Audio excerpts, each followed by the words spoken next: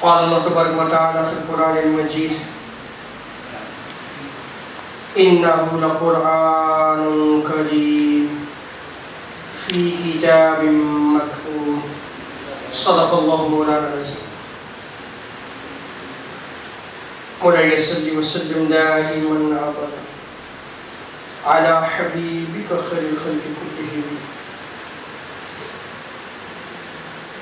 اللہ تبارک و تعالیٰ کا بے پایہ لطف و کرم اور احسان عظیم ہے کہ جس نے ہمیں اس رمضان مبارک عظیم اور بابرکت محفل میں اکٹھی ہونے کی توفیق عطا فرمائی، اور سب سے بڑھ کر یہ کہ ہمیں دولت ایمان سے بہرامند فرمایا. آج ہمارا موضوع گفتگو قرآن کے ساتھ ہمارا کیسا تعلق ہونا چاہیے. رب تعالیٰ نے قرآن مجید میں ارشاد فرمایا انہ لقرآن کریم، کہ بے شک یہ معزز قرآن ہے، عزت والا قرآن ہے، عظمت والا قرآن ہے. This is indeed the noble Quran. فی کتاب مکنون، یہ قرآن پاک محفوظ کتاب میں ہے.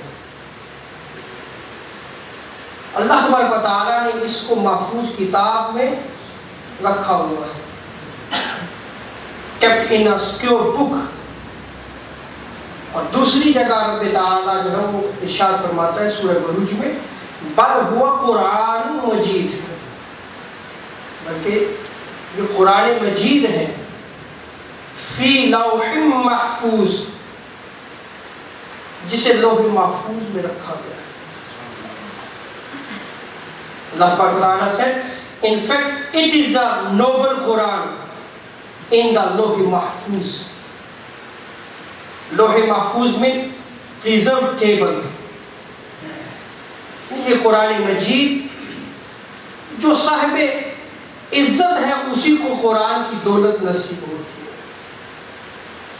اور یہ نسبت کہاں سے ملتی ہے کہ جس قرآن کو رب تعالیٰ نے محفوظ کتاب میں رکھا، لوح محفوظ پہ رکھا، جب اس کو دنیا پہ نازل کیا، یہ ریویلڈ ہوا جب قرآن پاک، تو سب سے پہلے حضور صلی اللہ تعالی علیہ وسلم کے قلب انور کو چنا، حضور کے دل پہ یہ قرآن نازل ہوا. یعنی جہاں قرآن کا مقصد جو ہے وہ لوح محفوظ ہے، وہی مقصد جو ہے وہ حضور صلی اللہ تعالی علیہ وسلم کا قلب انور بھی ہے. اور یہاں ایک لطیف نکتہ بھی سمجھ لیں کہ قرآن اسی کو سمجھ آئے گا جس کی نسبت، جس کا تعلق، جس کا ریلیشن تاجدار کائنات صلی اللہ تعالی علیہ وسلم کے ساتھ ہوگا. اس لیے کہ رب تعالیٰ نے لوح محفوظ سے اس کو ڈائریکٹ تاجدار کائنات صلی اللہ تعالی علیہ وسلم کے قلب انور پہ لا دیا. حضور صلی اللہ علیہ وسلم کا قلب انور وہ مخزن، وہ خزانہ ہے کہ جس سے پھر آگے قرآن جو ہے وہ صحابہ تک منتقل ہوا، اور رہتی دنیا تک پھر یہ سینہ بہ سینہ چلتا رہے گا اور محفوظ شکل میں موجود رہے گا. آپ دیکھیں نماز تراویح میں قرآن پڑھا جا رہا ہے، اسی طرح قرآن پڑھا جا رہا ہے جیسے حضور صلی اللہ علیہ وسلم کے زمانہ میں پڑھا جاتا تھا. اس کی زیر زبر پیش جو ہے وہ نہیں بدل، چینج نہیں ہوئی. معجزہ ہے. حضرت عثمان بن عفان رضی اللہ تعالی عنہ روایت کرتے ہیں، صحیح بخاری کی روایت ہے، جامع ترمذی ابن ماجہ میں نقل کی گئی ہے، قال النبی صلی اللہ تعالی وسلم ان افضلکم من تعلم القرآن وعلمہ. حضور صلی اللہ تعالی وسلم ارشاد فرماتے ہیں کہ تم میں بہترین لوگ، دی بیسٹ پیپل. اب دیکھیں جن کو حضور صلی اللہ علیہ وسلم دا بیسٹ پیپل کا سٹیٹس دے رہے ہیں وہ کون ہے؟ ایک معیار ہمارا بھی ہے نا، مال و دولت، عزت، شہرت. ایک معیار حضور صلی اللہ علیہ وسلم نے دیا ہے.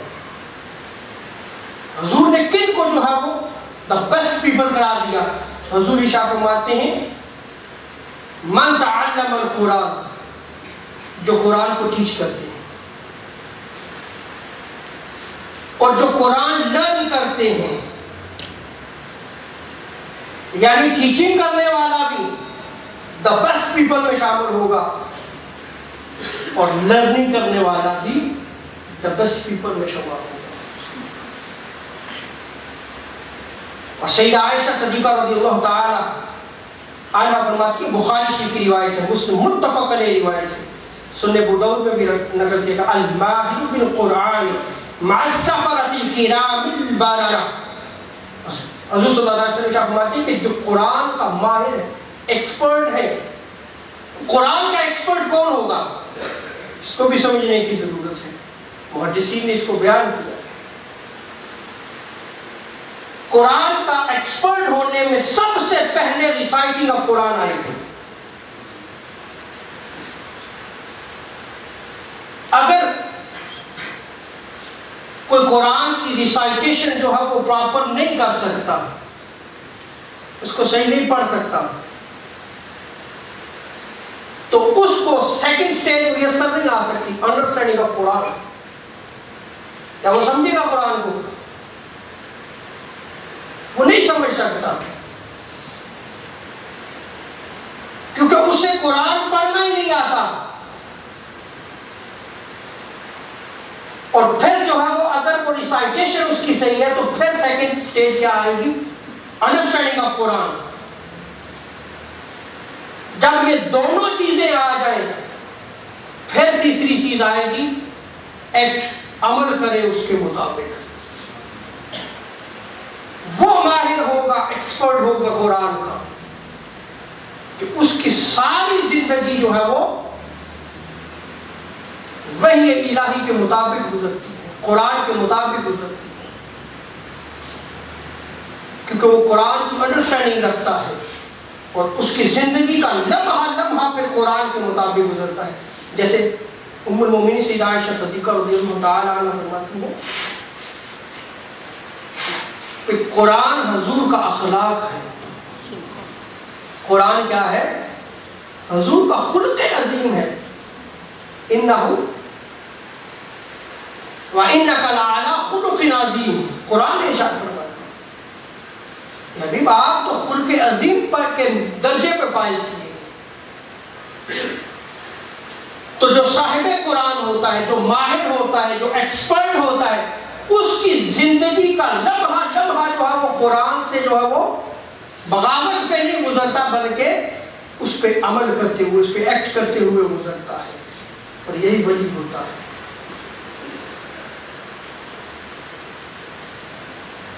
اسی کو ولی کہا گیا ہے.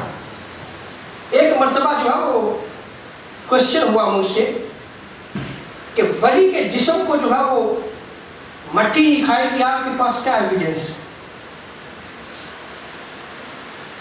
میں نے کہا میں دیتا ہوں آپ کو ایویڈنس. حضور صلی اللہ علیہ وسلم نے ارشاد فرمایا کہ جو قرآن کو محفوظ رکھے، قرآن کو اپنے سینے پہ محفوظ رکھے اور اس پر عمل کرتا رہے، زمین کی مٹی اس کے جسم کو نہیں کھائے گی. حضور کا فرمان ہے یہ. وہ حافظ قرآن جس کے سینے میں قرآن ہے، زمین کی مٹی جو ہے اس کے جسم کو نہیں کھاتی. تو وہ شخص جس کی زندگی کا لمحہ لمحہ قرآن کے مطابق گزرتا ہے، اس کا ہر قول قرآن کے مطابق ہے، کیا اس کے جسم کو مٹی کھائے گی؟ اسی لیے حضور صلی اللہ علیہ وسلم نے کیا ارشاد فرمایا؟ الماہر بالقرآن، جو ایکسپرٹ ہے قرآن کا، جو قرآن کی ریسائٹیشن پراپر کرتا ہے، جس کے پاس انڈرسٹینڈنگ آف قرآن ہے، جو اس کے مطابق جو ایکٹ بھی کرتا ہے، وہ کس کے ساتھ ہوگا؟ حضور ارشاد فرماتے ہیں مع السفرۃ الکرام، وہ معزز فرشتوں کے ساتھ ہوگا۔ کس کے ساتھ ہوگا؟ نوبل اینجلز کے ساتھ ہوگا وہ۔